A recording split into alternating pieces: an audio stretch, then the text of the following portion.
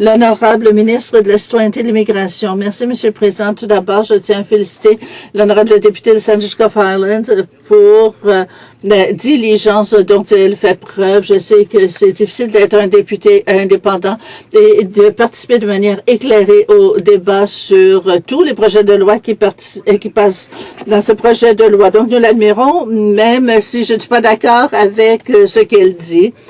Nous avons examiné les amendements proposés par l'opposition. Je sais qu'elle ne peut pas assister à tous les comités, mais si elle est allée au comité de l'immigration pendant son étude du C-43, elle aurait vu qu'un grand nombre de témoins appuient ce projet de loi et ses différentes dispositions. J'aimerais répondre à certains de ces arguments au sujet de l'inadmissibilité de certains membres, des membres de la famille.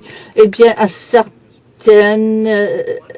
égards, c'est plus facile. Si une personne ne peut pas venir pour des raisons médicales, tous les membres de sa famille sont inadmissibles. Nous avons éliminé cette restriction. Nous ne pensons pas que les membres de la famille doivent être pénalisés par la maladie de l'un d'entre eux.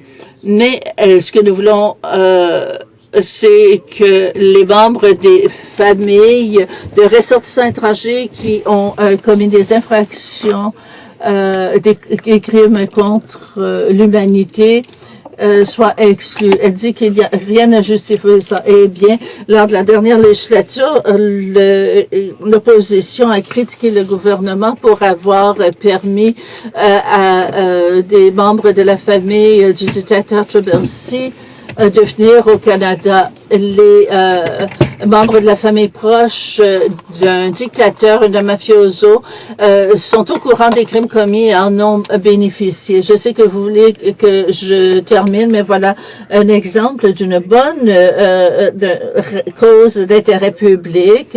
Nous ne voulons pas que les femmes, les enfants de dictateurs, de personnes qui ont commis des graves crimes contre les droits humanitaires et le droit de venir au Canada. La députée de Saanich Gulf Islands. Monsieur le Président, le ministre nous donne un exemple extrême, mais le libellé du projet de loi est tel qu'il s'appliquera à bien d'autres gens, à beaucoup trop de gens. Je pense que la portée du projet de loi est beaucoup trop vaste. Nous avons, ces gens n'auront pas la possibilité d'établir pourquoi ils pourraient être admis au Canada pour une famille. Et nous savons aussi que celui qui est dictateur un jour est notre meilleur ami le lendemain. Je ne veux pas dire par là que nous voulons accueillir des dictateurs ici, mais il y a beaucoup d'entreprises canadiennes qui font des affaires, qui ont fait des affaires avec le colonel Kadhafi, qui ont aidé sa famille. Je ne dis pas là que nous voulons ouvrir notre régime d'immigration aux parents de dictateurs, mais les organisations criminelles telles que définies ici pourraient s'appliquer pas seulement au Kadhafi et au Trubisky, mais aussi aux parents de ces gens-là qui pourraient avoir une très bonne raison de venir au Canada et qui seraient empêchés de le faire.